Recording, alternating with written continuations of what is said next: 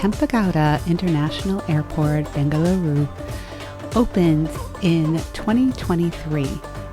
This carefully designed terminal was an ode to the Garden City. Its beautiful, modern, thoughtful design. It's one of the most beautiful airports that I've had the pleasure of flying through.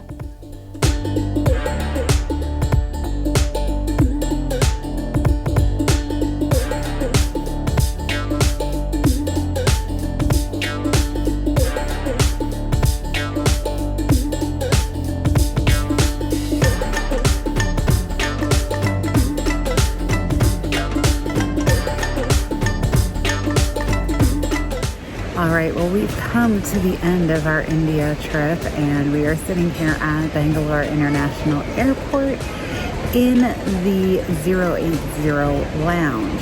Now, we have priority pass, and unfortunately, or fortunately, our priority pass only covers the domestic lounge, not the international lounge. So we were not able to get access, but we're a little spoiled at this point, so we decided to pop for it. We were at the airport relatively early because we wanted to spend time in the lounge, so we just decided to fork over the money and pay for access to the lounge, so we could just relax and have some food, coffee, things like that, because my husband did a quick run around of, pricing out what the airport was gonna charge for, if I want a cup of coffee or whatever. And it was ridiculous. So we just decided we will come here, since we had 3.5 hours before our flight boarded, that it would just be better for us to hang out in the lounge. 080 Lounge is one of the largest lounges that I've ever visited while traveling. A great variety of places to cuddle up and find a place to relax, as well as a great selection of food, beverages, and snacks. Highly recommend visiting the 080 Lounge. It's well worth the money.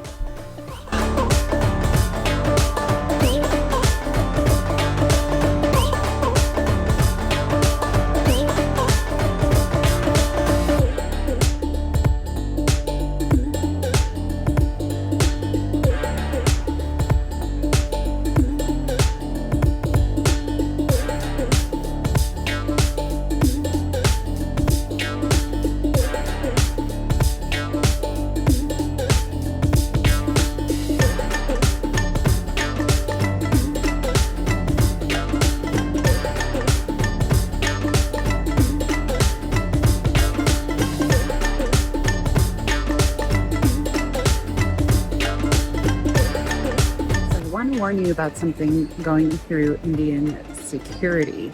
I always thought the US had the tightest airport security when it came to taking your shoes off and your liquids and all that. So going through the Indian security checkpoint, I didn't have to remove my shoes.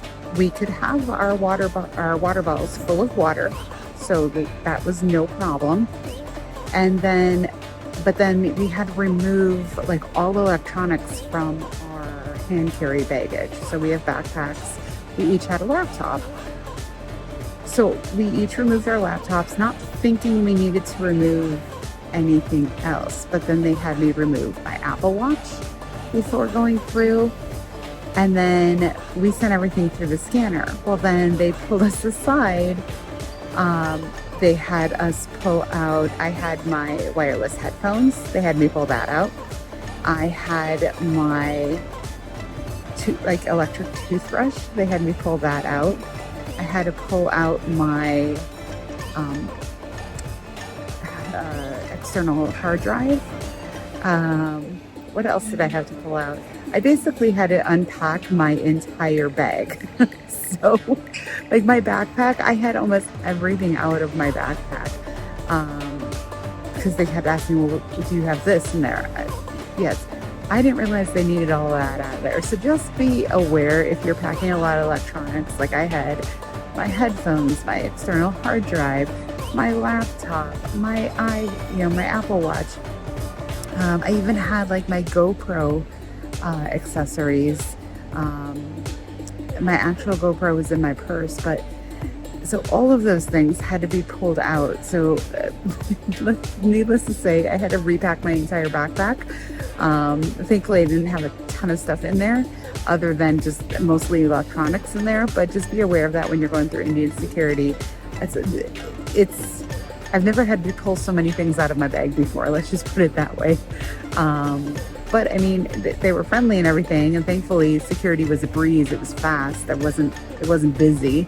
Probably due to the time of day that we're traveling in the middle of the night here. But yeah, it was quite the experience.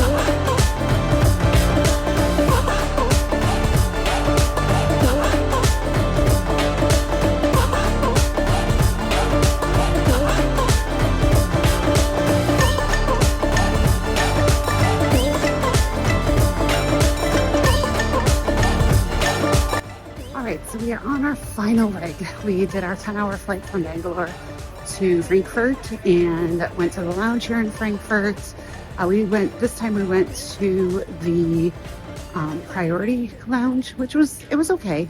I think the prime class lounge was nicer overall, better seating areas, things like that.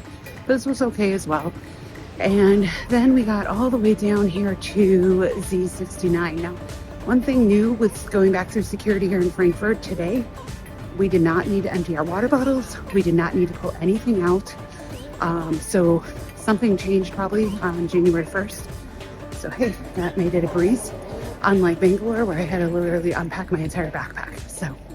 But we're a little delayed, so we are going to hang out near the gate here for the next 20 minutes before they start boarding. We've had a really great trip to India. Bangalore has changed a lot. Last time I was here was 12 years ago. 12 years ago? I think 12 years ago. And it's expanded. The metro is amazing to get around in. And actually we Ubered here. So that's a fun fact. The Uber has now landed in India, at least in Bangalore.